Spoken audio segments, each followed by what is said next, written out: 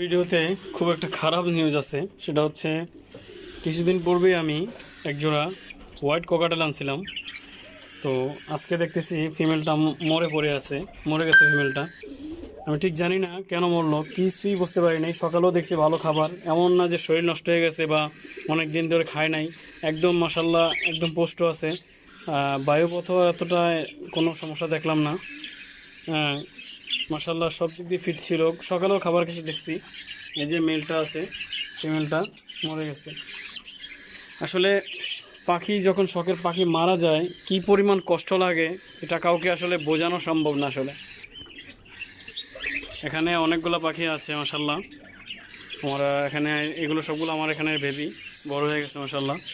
এই জোড়াটা মাশাল্লাহ ভালো আছে।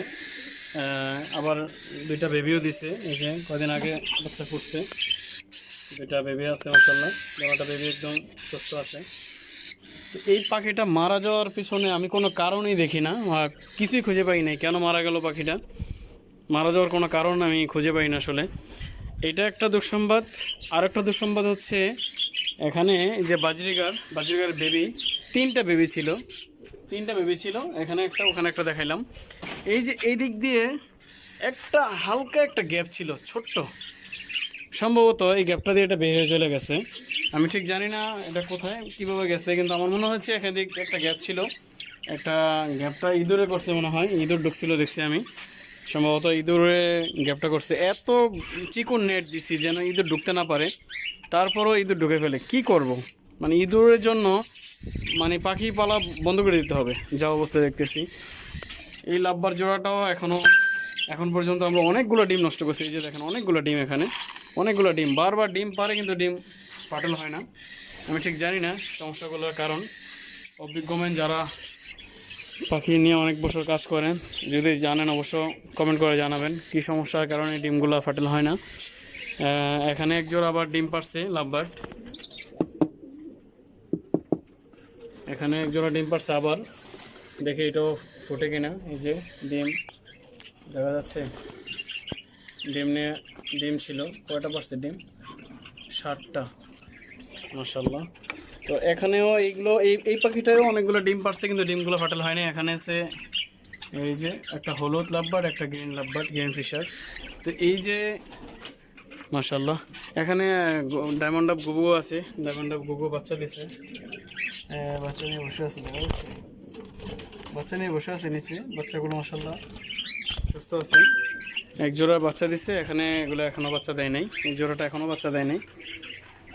তারপরে ফ্রেন্সেরও বাচ্চা পাইছি মাশাল্লাহ, ফ্রেন্সেরও বাচ্চা আছে ভিতরে।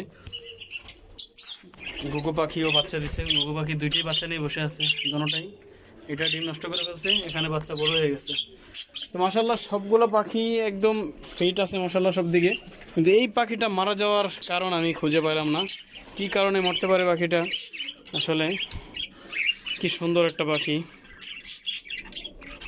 কলজাটা মানে কষ্টে ফেটে যাচ্ছে একদম পাখিটার জন্য। খুবই কষ্ট লাগতেছে। দেখ তোর সাথী মারা গেছে, দেখ। আরে কত সুন্দর ছিল পাখিটা। আমি অনেক দিন অপেক্ষার পরে এক জোড়া পাখি পাইছিলাম। পাখিগুলো সহজে পাওয়া যায় না, এই কালারটা পাইনি আমি। অনেক দিন পরে পাখিটা পাইছিলাম, কিন্তু রাখতে পারলাম না, পাখিটা মারা গেল। এখানে একটা বাজরিগারও চলে গেল। মানে আজকে দুইটা দুঃসংবাদ আজকে। একটা পাখি চলে গেল আর একটা পাখি মারা গেল।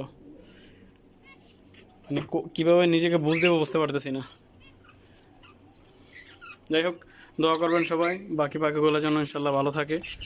আর অবশ্যই কমেন্ট বক্সে জানাবেন মতামত, পাখি কীভাবে সুস্থ রাখা যায়। আমি নতুন পাখি পালি, অতটা খুব একটা বুঝি না। আমি আগে কবুতর পালতাম, কবুতরের উপর অভিজ্ঞতা ছিল বেশি, কিন্তু পাখির উপর খুব একটা অভিজ্ঞতা নাই।